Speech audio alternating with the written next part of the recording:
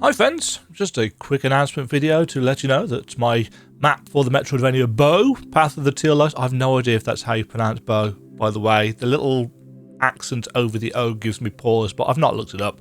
Path of the Teal Lotus, the map is available over at my Ko-fi.com store and will be available on my Google Drive within the next week or so, I would think. It's a pretty decent Metroidvania. It's a little bit linear, but it does have some backtracking. It's got a pogo mechanic, which seems to be the kind of main gimmick of the game. The game is very much about keeping in the air and building up a meter to do massive damage and so on and so forth.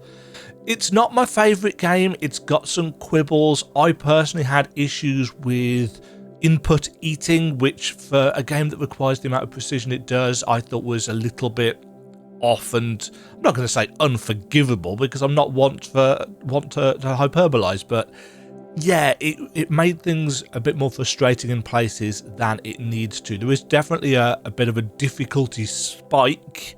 The curve gets steeper after you do the stuff that was in the demo, which is the Forest of Crimson Bamboo and Uzumaki Cave. From Sencho Bridge onwards, you really start to see more about what the game is about, and that can include chase sequences that reset you to the last available shrine should you get hit, and so on and so forth. It's okay. I haven't quite decided where it's going on my tier list yet, but I'm thinking roughly B tier-ish. It's definitely better than a lot of games that I've played in the genre. It's definitely not just a competent affair, but there are a few things that I mentioned, for example, in my look at the demo that haven't, been taken on board. For example, the fact that every time you open the map, it starts off like, I've zoomed this out a bit. It starts off like this. This is how zoomed in the map is each time you open it. There's no need. This, because of how clear these rooms are and how blocky these and how readable these rooms are, there's no need to constantly, it's just extra button presses for the sake of it, and I really hope they can do something about that, because even at 100%, that's okay, because again, I've had to play with the scale of this when I was taking screenshots.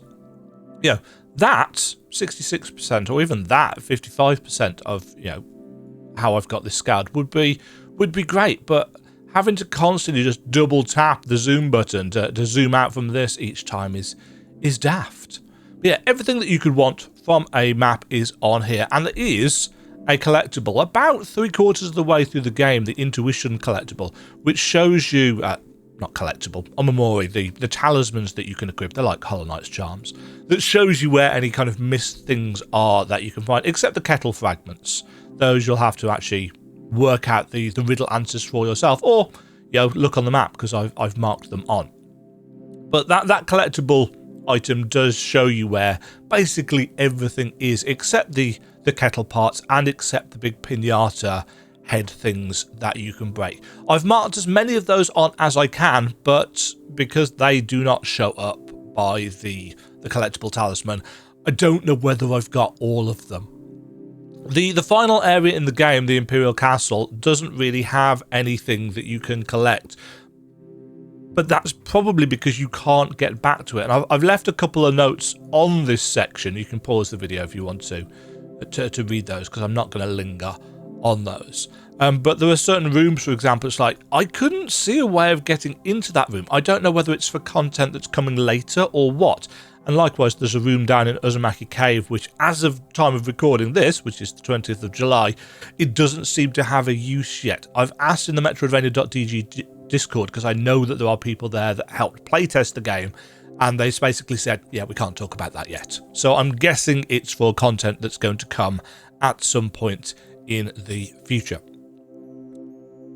But everything is on here, all the collectibles, all the quest items, all the Kodamas, all of the various resources, all of the talismans, all the Metroidvania upgrades, as many of those pinatas as I could find, down smash locations, breakable walls, so on and so forth, all the locations of NPCs. I've actually marked on more on my map than the game does.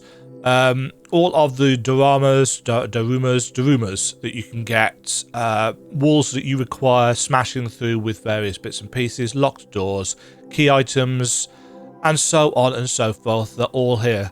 Likewise, stuff that you can upgrade in the city, I've marked on with how much it costs you and how much things you need. I know I've put everything in dollars. I always put everything in dollars. I think the currency in this game's Foxfire, something like that. I've just tried to be vaguely consistent across my maps.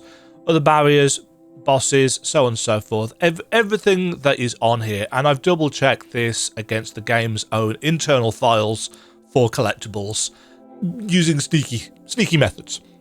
Because I can, and because I wanted to double check that there wasn't anything that I had missed. The Bow Path of the Teal Lotus map is of course available over on my Ko-fi.com shop. There will be a free version available in the Google Drive sometime within the near future, certainly by the end of July. Bow Path of the Teal Lotus, check it out for yourself. Thank you very much for the support. Thank you very much for watching. Catch you all in the next map video. Toodles! Thank you very much for watching. If you enjoyed the video, why not click the like button and consider subscribing.